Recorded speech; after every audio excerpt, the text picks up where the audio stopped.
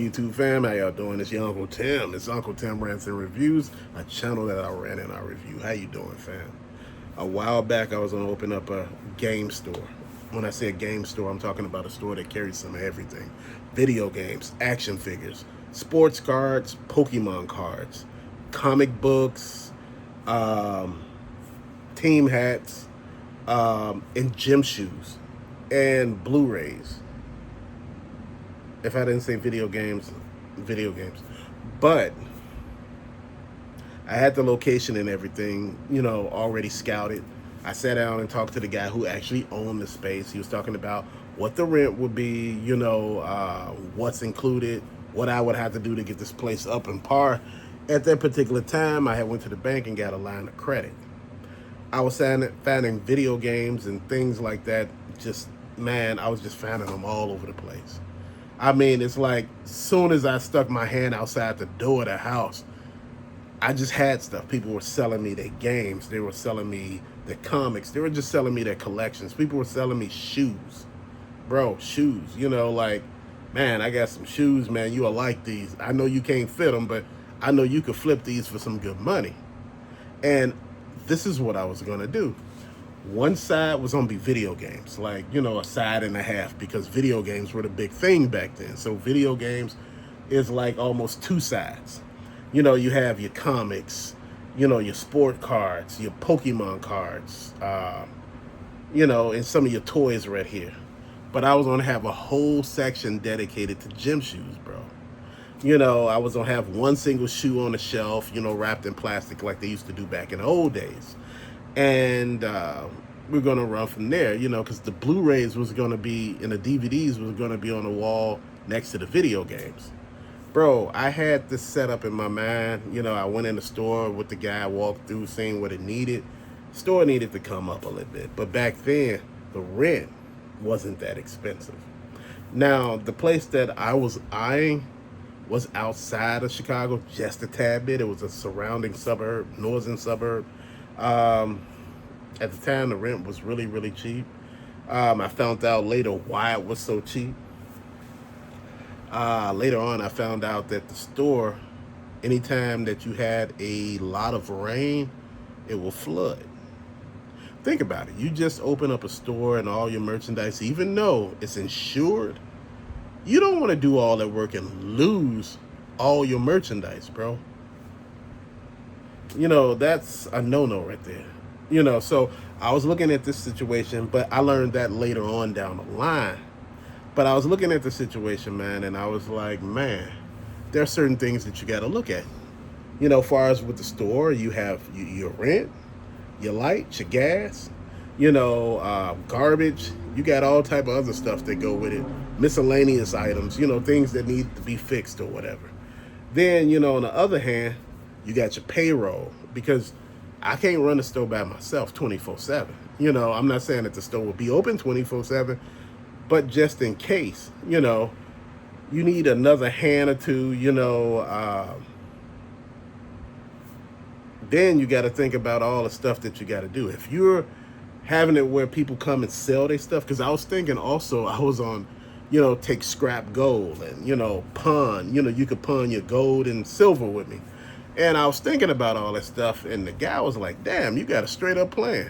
Because, the thing that I was looking at, and see, I think a lot of you all don't understand, when you're trying to open up stores, it's not that. The biggest thing is the miscellaneous. That's the fixtures and things like that. These glass cases. See, the glass cases, I don't want no hodgepodge looking shit. Like when you walk in, you're looking at the store like it just got all these Mitch-Mac items. You're not going to feel good about that. You don't go in there and be like, this shit. But you go in there and everything is on par, and it looks like, damn, okay, you got glass cases on the wall. You got, where all expensive games at. You got, regular bookshelves with, where you could put the games at. All of this other stuff. You just looking. Man, this store was going to be different. I was going to have, before there was a Retro Rick and all of those people who, Caleb with Phoenix Resales, dude, I had a plan that looked similar. I think a lot of people have similar plans. I think anybody who collects something, far as video games, you want to open up a store if You find it whereas you're finding items left and right, and I was finding items everywhere, bro. I was just sitting here thinking to myself, I said, damn, it's like I stick my hand out the door. People like, man, you want to buy this N64 from me. You want to buy this Sega Saturn, this Sega Dreamcast, man. These NES games, bro. I got like 25 of them, bro. Give me $25. And I know you were like, man, come on, them drug prices. No, they not. Back in the day, before all of this stuff kicked off the way it did, before anybody found out this is a great business opportunity, dude, you could have made bank. But see, the thing is, when you are opening something, you need somebody by your side that's gonna motivate you, give you words of encouragement, speak words of affirmation to you, to make you positive, to give you the energy, to give you that push, for greatness. You don't need nobody tearing you down. So you got to have the right people with you, bro. Otherwise, it won't work. It works after they leave because they weren't the right people by your side. That, who was a drawback. And, I was sitting here thinking to myself, you got to make sure you get the right employees because, people will steal from you left and right. You got to be there. You got to make sure you make enough for rent, payroll, all the utilities, bro. I'm like, damn, I don't even know if I could do this. I'm just sitting here being realistic with you right now. I was doubting myself, man, and I'm like, damn, I was selling on eBay at the time. And at the time, bro, I was doing real good. I was selling model cars, the Maisto and Barago cars. Dude, I was selling some of those. I was selling action figures that were carded that I was getting from KB Toys and just flipping them. I was buying video games when KB Toys would have like those blowouts where they dropped the prices on stuff like Cliffhanger. You remember for the Sega CD? Dude, I bought like 20 copies. I took 10 to different GameStops. They were FuncoLands back then. I took 10 of this one and 10 of that one. And, I got store credit because that's what I wanted. Then when you have like games that you couldn't sell, at one point in time, Toys R Us had like a video game buyback situation where they would buy games from you and they would give you store credit. So if you go in and you have a store coupon or whatever, the store credit thing they give you Toys R Us cash. Or they would give you cash back, but I took Toys R Us cash. With that, if you go ahead, say for instance, it was $20. You had $20 at Toys R Us cash. You bought something that was $5, they give you cash back. They give you $15 in cash back. So, it was a lot of avenues, man, that you could exploit back then. Like Toys R Us would have a lot of clearance sales, man, and I would buy a lot of toys and video games from them. Then, the same, at your Best Buys, they would have this too, and your Circuit Cities. And I was looking at a lot of this stuff, and I had a lot of stuff. Then I was going to the flea market with my brother and my brother-in-law and my sister, and man, I was finding bikes and, those old GT BMX bikes. I was like, damn, I could sell a few of these. And he was like, man, you really can, and the bikes, I was getting them for like $25. I was getting remote control Tyco cars, man, and I was like, I could push some of this stuff off. And he's like, man, sky's the limit. He said, the thing is that I want to tell you, and I want to make sure you understand, you got to have space for all this. What you talking about, you need a bigger space. And dude, don't get me wrong, the space was big. I think it was like 1,000 square feet. It had like a bathroom, had an office, and it had like a break room area. So all in all, it was pretty good. And I was looking at this, I said 1,000 square feet. And I said, man, I got to get slat wall. I got to get, all the fixtures. Nobody ever tells you anything. The fixtures are the thing that kill you. That slat wall is not cheap. Then getting somebody to come and install it, it's not cheap. Then you're looking at all the fixtures, the glass cases. Those things run you some good money, man. And, you don't want to have bullshit in your store. You don't want to have a hodgepodge store that make it look like you're a thrift, location, man. You don't want to have broken tile or, messed up, ceiling things, ceiling tile that look like they ready, got big old mildew stains in the middle of them. No, the place that I was looking at had an exposed ceiling. You know, you could see the steel pipes and the duct work, you know, and it was wild, bro. You know, I was just really into it. Then, you know, reality set in a little bit. I said, man, I would have to quit my job. And to be honest with you, man, I wasn't ready to I wasn't ready to do that. I wasn't ready to do that. You know, the idea itself, it was really good. You know, coming up with concepts was really good. You know, I had a whole wall of nothing but slat wall because one wall was gonna be just gym shoes. And you know, you're looking at, hey, Unc, you got used shoes that you buy for people. You got shoes that you get from places. You get shoes from like outlets and Sears and Kmart. These stores were there. You know, Kmart at one point in time when they had Sears as their backer because they were owned by the same. Kmart was owned by Sears. Dude, you was able to get some deals. Um, the thing was, they had a store called AJ Wright. I used to be a manager at it. And boy, we had a whole bunch of shit. We had shoes that came in there that were just on point. We had clothes, like real name brand clothes, real name brand. And I was buying some of this stuff, man. And I was like, man, I used to work at J.C. Penney too, later on, man. And, dude, they were throwing all type of deals. I was just buying the clothes, right? And, they were like, man, what do you do with this stuff? I was like, I flip it.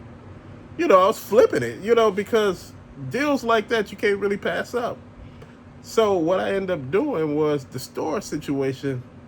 I kind of backed away from that. I said, you got to have security. You got to have giant security roll down shutters. Got to have the locks on the ground. You got to have like ADT, a security system they call.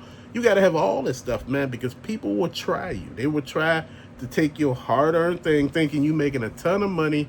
You just open a damn store. They think you worth $1 billion in there. You like, come on, man, damn. You can't have shit, right? So I'm sitting here thinking, I said, you have bikes, you had this and that. So what I ended up doing was I had some storage sheds. One of them I let go. I kept one. And the ideas that I had with the store, I did with the storage unit. But with the storage unit, what it was I was selling out of the storage unit. Not like people coming over and they looking in the storage unit, buying stuff out the storage unit. No. What it was, I was selling on eBay out of the storage unit. And, to be honest, bro, I think I was paying like $150, $160 a month. That wasn't bad. And I know you say, hey, why that ain't bad? Because it wasn't in my house. I could go there. I had a computer there. I had a generator, I had one of those, they had all type of stuff back then, bro.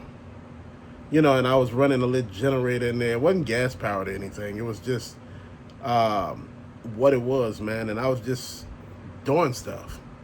If you ever seen the guy Osborne the Thrift, I don't know if he's still on YouTube, but he had these sheds and, like storage, like sheds that, I had some of that set up, man. And I was just like, man, I was pulling orders and stuff like that. And, I would pull orders on a weekend and stuff. My biggest fear was me leaving my job. I lose those benefits. I lose all the benefits, retirement benefits. But those weren't the biggest benefits. Steady paycheck. That's one. See, doing a hobby, doing something, starting a business, you need reliable income coming in first, bro. I'm serious. Something that you can live off of, man. So, because a lot of people take the money that they get, when they starting a business, they pump it right back in. I was doing that when I had a candy store. I was pumping the money back in, buying more and more candy, dude. It was wild. I looked like a candy warehouse, boy. People were coming by. I was selling T-shirts. Black people love white T-shirts. I don't know why, but I was selling a hell of a lot of them. Do-rags and shit. I was ignorant, bro. But, man, the thing that I get at, and I think a lot of people miss the point on, bro, was I had to do the math in my head. I had to think about this. Everybody wants you to be successful. They want to get money from you, but they don't want to put nothing in. They want to cut of the money, but you don't want to put nothing in. You talking about you want half, but you ain't putting shit in. Why would you get half? You're not working at the store. You're not investing in the store. Why should you get half? Dude, I don't see that. And see, this is the thing that I talk about. At the particular point in time, I had so many people selling me collections, bro. And I was just buying them. And I was like seeing the possibilities with everything. Even with the shoes. People were coming to me with Jordans and Air Force Ones and Air Maxes, and they had all type of stuff. They had Charles Barkley's and, all of these things, man. I'm talking about all these amazing shoes. And that was my whole thing. I said I can have a wall of shoes right behind me, slap wall, and I wrap the shoe up in plastic and have it sitting there like some of the old school places that, I used to go to. And I was thinking about all that. And the guy was like, man, I love your ideas, bro. These are some smart ass ideas. You selling bikes and shit, like the GT bikes, bro. Those bikes were damn near $1,000. I was getting them for like $50, sometimes $100, sometimes $25. Do you understand, bro? People want to buy shit. People see shit, they want to buy it. They sitting there looking like, damn, bro, was what it was. I had one guy ask me like, okay, you got shoes on the wall, you talking about doing that, but what if they ain't the people's size? Then it ain't your size. Like I said, you go to places and you could just buy shoes out from them. I remember JCPenney was having shoes where they were just damn near giving them away because, they had them on clearance, and after a while, they just wouldn't move. And, they dropped the price on them, and hell, the employees were buying them. It's like the same thing I was telling you about all these other stores that I worked at. You got to look at this big picture, bro. When you see opportunity, maybe you can get that opportunity and win with it. I was sitting there thinking about it, and I said, damn, this store idea is really good, but I was looking at all of the things that was coming out of the bottom line of, what I make in a month. And, at the time, they didn't have all of this, all of these platforms that you could sell on, like Whatnot. If Whatnot was there back then, yes, you could make a killing. eBay, I didn't really know how to do eBay, whereas with the store and eBay, and plus with eBay, stuff would sell, but it wasn't selling super fast, if you get what I mean. People still at the time was getting used to eBay, and, they were liking to go in the store and look at stuff, browse the walls and stuff. They're like, damn, look at all this, like, man. And I remember having a storage unit, and my friend came, and he looked at it and said, damn, like, dude, this looked like a damn store up in here. This was before I converted it into, a man cave. The manager of the facility came in and was like, damn, bro, you running a whole store out of here. I said, I am, but I said, I'm not selling anything out of here to anybody coming in here. I said, I'm selling it online. He was like, I was explaining eBay to him at the time, Again, a lot of people didn't know what eBay was. They didn't know what, being able to sell inside, a storage unit. Because he was like, man, you could do this at your house. I said, I don't want this stuff in my house. I said, look, when you amass a certain amount of stuff, you don't want all that stuff in your house. At the point in time, I think I had like I had a 1, 2, I think I had like either a 3 or 4 bedroom apartment. Yep. And I just had so much shit, bro. My kids were young and they were there, and couldn't have all that stuff around them like that. And plus people people questionable. I didn't want to have those questionable people around. Dude, trying to open a store now is not a good idea for me. I thought about it, I was thinking about it. I was writing about locations. I was checking the prices of rent, to see if I want to open up a store, man. But I'm going to tell you something. It's not a problem with finding merchandise, bro. Now, Caleb and Chase After the Right Price and a few other people got buy lists. You can start your own buy list, bro. People want to sell. People want to make money. You know, you got a lot of people who are in remote places that find good deals on stuff, and you know, you not there, you can't get it. But hey, if you got this buy list, people like, hey, look, I can make some loot. And that's what I was thinking about. That's the way I would get back into this. If I wanted to really push it, I think that would be a good idea. Let me know what you thought. Man, because, you know, I was all in at first. But, like I said, you got to look at what actually comes out of all that money you make in a month. You can make damn near $5,000-$10,000 in a month, bro. You got to look at everything that you got coming out of there. And maybe sometimes that $5,000 or $10,000 ain't enough. You get what I mean?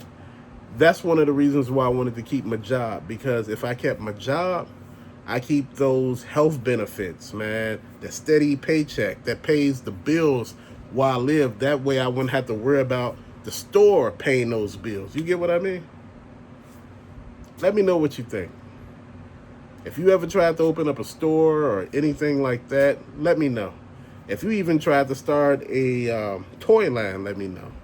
Like I said, I know y'all say, hey, you thought of everything but didn't do it. Like I said, sometimes it's not the right time. And you got to heed it. You got to understand that.